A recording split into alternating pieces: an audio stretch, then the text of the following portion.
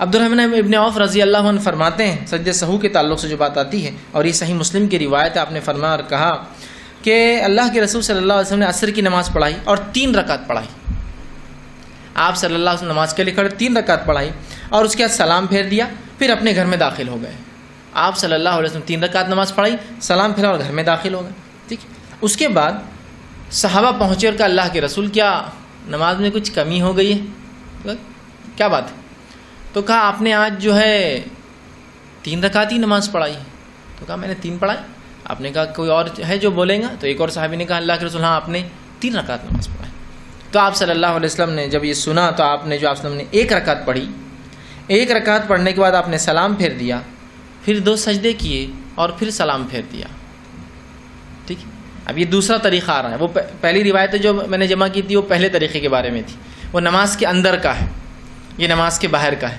اس لیے میں نے کہا سلام سے پہلے اور سلام کے بعد. سلام سے پہلے مطلب نماز میں جب غلطی یاد آ جائے، سلام کے بعد کا مطلب نماز کے بعد کوئی غلطی یاد آئے. رسول اللہ صلی اللہ علیہ وسلم نے سلام پھیر دیا، چلے گئے. 3 رکعت پڑھی تھی. صحابہ پہنچے، عبد الرحمن ابن عوف رضی اللہ عنہ کا اللہ کے رسول آپ نے کم پڑھائی. آپ نے کہا کیا بات ہے عبد الرحمن؟ ابوبکر صدیق آئے کہ اللہ کے رسول ہاں آپ نے کم پڑھائی.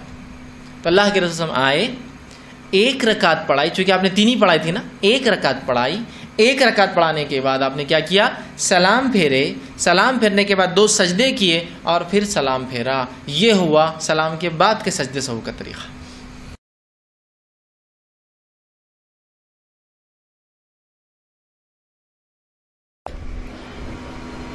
شیخ میرا سوال ہے کہ نماز کے دوران اگر قرات میں کچھ غلطی آ جائے یا آیت بھول جائے تو کیا سجدے سہو واجب ہوں گا؟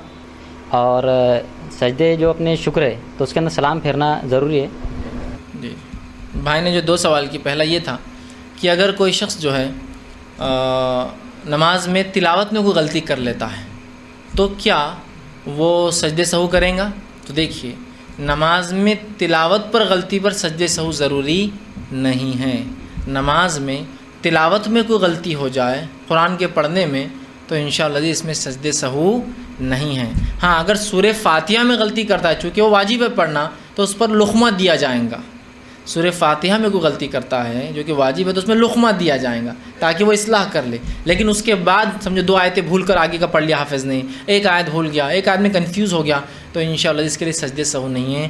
حالت اور غلط فہمی کی تو یہ انتہا ہے کہ اگر کوئی اذان میں بھی غلطی کرے تو امام سے سجدے سہو کرا رہے ہیں. اقامت میں ایک مسجد میں غلطی ہو گئی تو انہوں نے سجدے سہو کرا. اقامت نماز سے باہر کا حصہ ہے جو لوگوں کو بلانے کے لیے کہ نماز کھڑی ہو رہی ہے، جو اذان دی گئی نماز کھڑی ہے، اس کی غلطی میں بھی سجدے سہو کر رہے ہیں لوگ. کیا عجیب بات.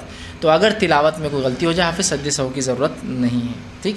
ہاں دوسری چیز جو سوال کا حصہ تھا، کیا سجدے شکر میں سلام ہے؟ تو سجدے تلاوت اور سجدے شکر میں کوئی سلام نہیں ہے. یہ ایک سجدہ ہے بغیر وضو اور بغیر قبلے کے، اس میں کوئی قید نہیں ہے اور اس کے اندر کوئی سلام نہیں ہے. تو سجدہ شکر اور سجدہ تلاوت کے اندر سلام نہیں ہے، صرف ایک سجدہ ہے.